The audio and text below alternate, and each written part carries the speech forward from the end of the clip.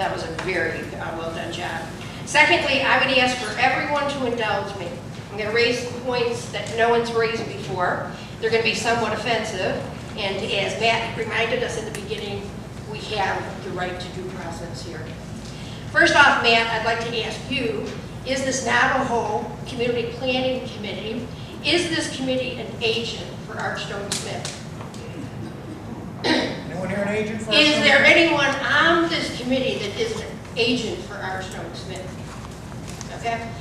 Since it's been indicated that there's not a city council member here, Jay Wilson, do you feel comfortable answering that question for the city council? Is the city council an agent for Archstone Smith? No. Is anyone on the city council an agent for Archstone Smith? That's my house. So as we move off from there, I'd ask that you continue to indulge me. Archstone Smith pursued buying a senior mobile home park that they knew was a senior mobile home park. They pursued it when it was not listed to be up for sale. It was owned by a private owner. They also knew that this park and land was protected by a law that has no clauses, a law that has no expiration date, and a law that can only be changed by city council members.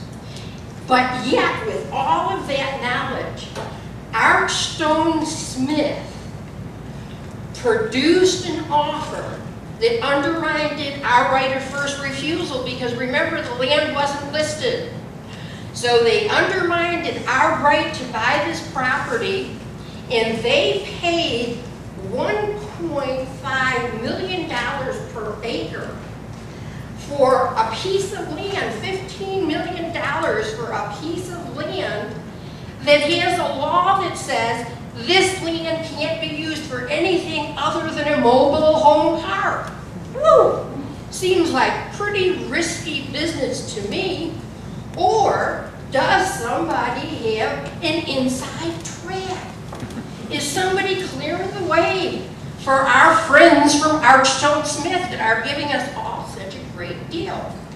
So now, we had the month of August off. I've had an opportunity to do some thinking.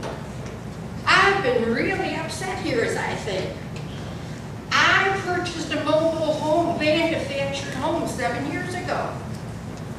I got a 30-year mortgage because my home is considered a HUD-approved stick home that qualifies for a loan.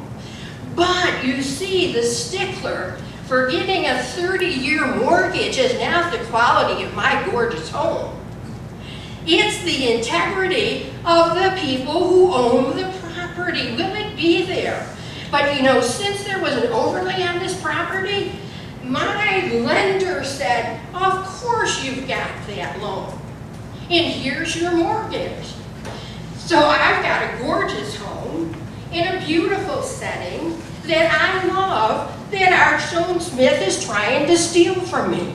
And I'm saying, holy smokes, what's going to happen now? Because you know, Archstone Smith has been operating, acquiring, at this point, as you heard, 30 homes in our park.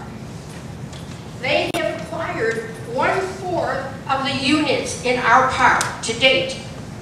They have not paid the market value yet for any one of those units. I and several of my remaining neighbors have new homes.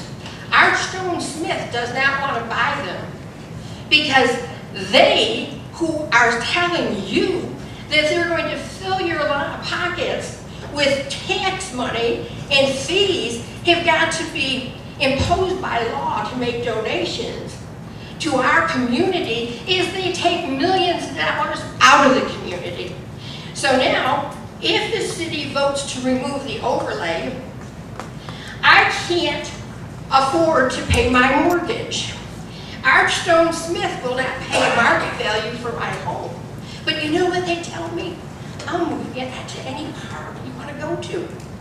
Well, another thing that they're skewing are the facts about spaces available in parks that I would want to live in, or even the apartment they want to offer me. I'm a cancer survivor recovering from multiple health issues. Do I want to live in a 4-story unit with 11% kids running and screaming? Do I have to work at getting to my home? Shame on you.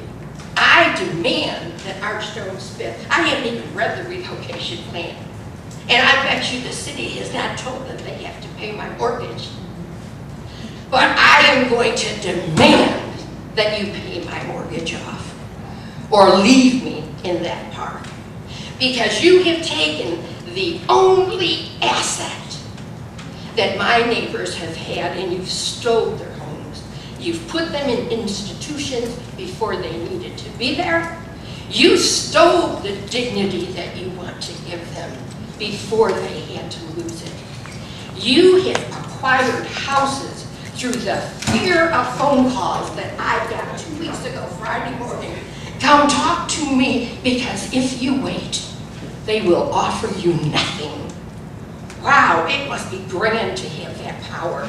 Your mother company, Lehman Brothers, who shared that power as their empire crumbles. It comes back to bite them, and I hope their ass is sore for ages.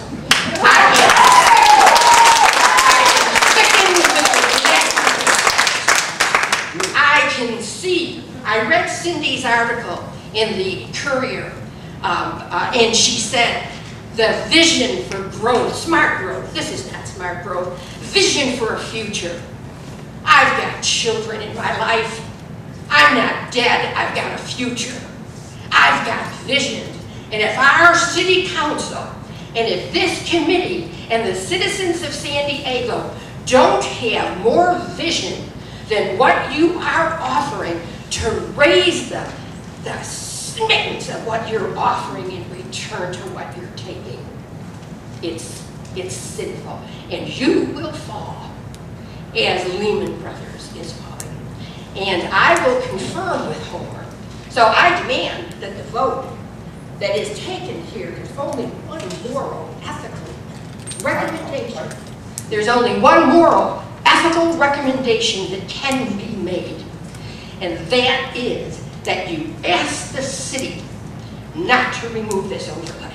If these people are so successful with such brilliant plans, and they have so much money that they can bring it to any available piece of property that isn't protected by law for senior adults.